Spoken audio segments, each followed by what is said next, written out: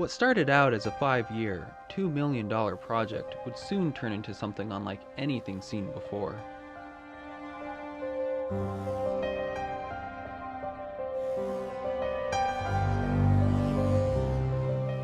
Burrowing through the twin-peaked Hoosac Mountain lies the 25,081-foot Hoosac Tunnel.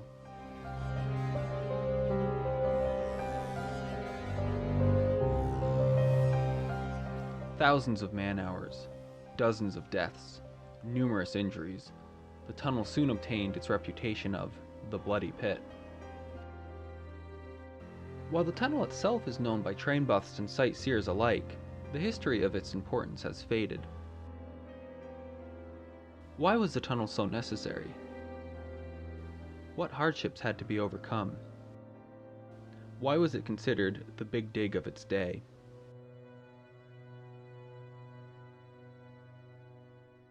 Find out why Hoosac was known as the Great Bore.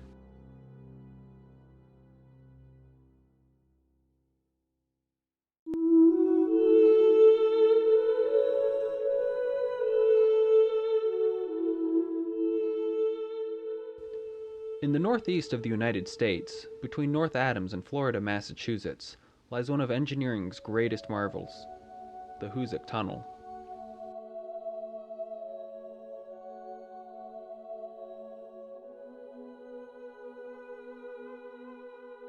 The story of the tunnel would go back to an individual in Fitchburg, Massachusetts, Alva Crocker, who was the owner of a paper mill in Fitchburg.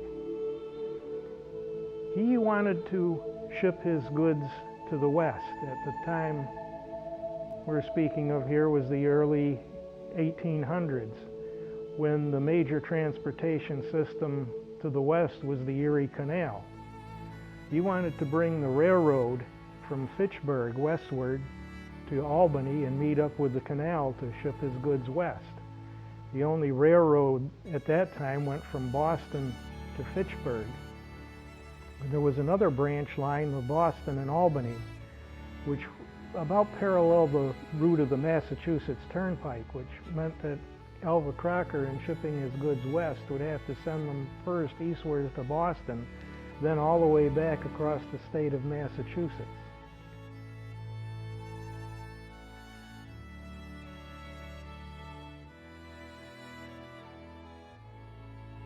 Back in the early to mid 1800s, the railroad was becoming the mode of transportation for shipping goods and moving people.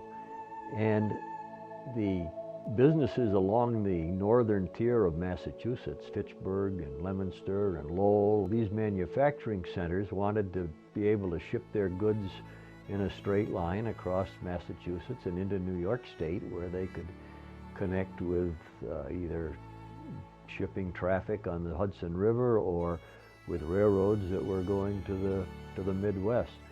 And the Hoosac range of mountains blocked that. There was no way to get around them. They were too steep and too high. Boston wanted its own connection to the Erie Canal and all the freight that would be coming via that route. They early on knew about all these rivers went across Massachusetts, that they could actually build a canal from Boston to the Hudson. But Hoosac Mountain was sort of in the way, and there was a proposal to build a 5-mile long canal through the mountain. The route was surveyed and it was deemed possible.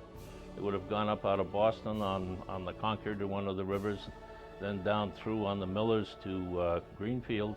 Followed the Deerfield River up into Vermont to Reedsboro, and then gone up the west branch of the Deerfield that runs from Hartwellville down to Reedsboro.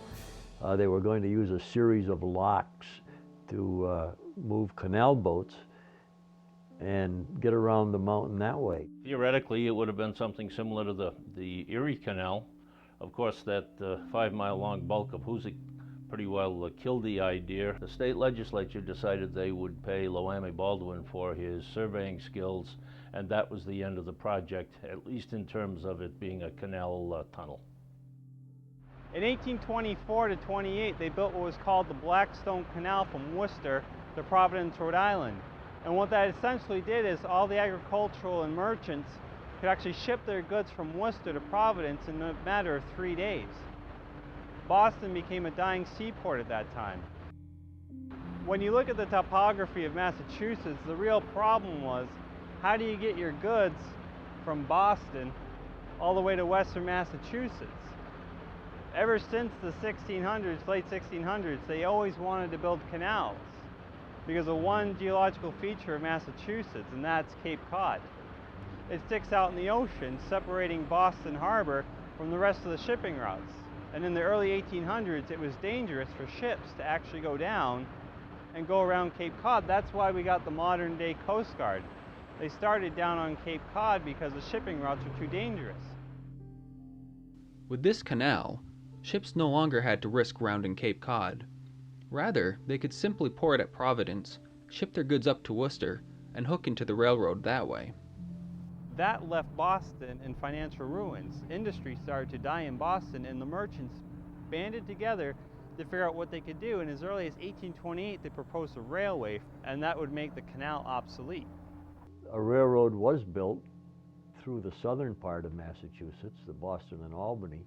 Built a railroad that crossed the Berkshires in the southern part of the state, but there was nothing in the along the northern tier that would get around those mountains. In 1848, they opened the first railway from Worcester to Boston. People like Francis Bird loved this because he was a Worcester paperman and he could actually capitalize on the railroad. What Alva Crocker was facing is he could get his goods from Boston, from the Hoosac Dock to Fitchburg, out to Turner's Falls, but how do you get it from there through the Hoosac Range and on to Troy? The only logical way through the Hoosac Mountain Range? A tunnel. But tunneling would cost millions and take years. But was a tunnel really necessary? After all, the Western Railroad, later to become the Boston and Albany, already had a line that ran the entire width of Massachusetts. And there were other rail systems, such as the Aire and Worcester running down to the Western from the north, which the Fitchburg Railroad could easily hook into. What it all boiled down to? Money. Why would you pay someone else to use their railroad? Especially when you can get others to pay to build yours. This is where Crocker's political background came in and benefited him. Crocker pointed out issues such as if this railroad and the Hoosac Tunnel weren't built, the Western Railroad, being the only line to run the entire width of Massachusetts, would own a monopoly. This got people interested in building and funding the project. Of course, he being a mill owner had the political finesse to get a bond issue started to build a railroad and a tunnel westward from Fitchburg and connect up with the rail lines in Albany.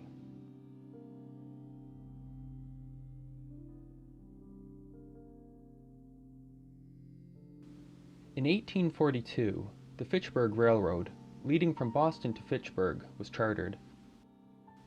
Soon thereafter, in 1844, the Vermont and Massachusetts Railroad, leading from Fitchburg to Greenfield, was chartered.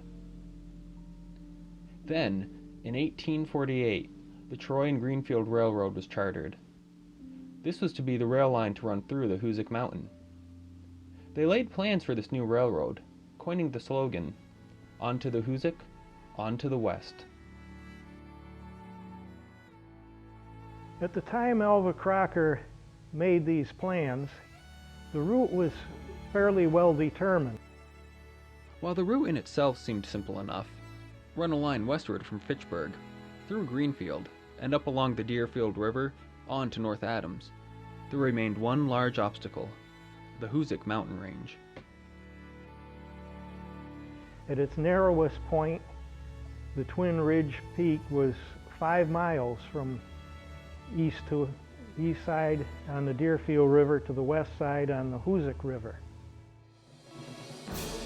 This meant that in addition to the rail line needing to be laid, there were 5 miles of mountain to burrow through. The longest tunnels to date in the U.S. were only a few thousand feet in length. This one would be upwards of 15 times as long.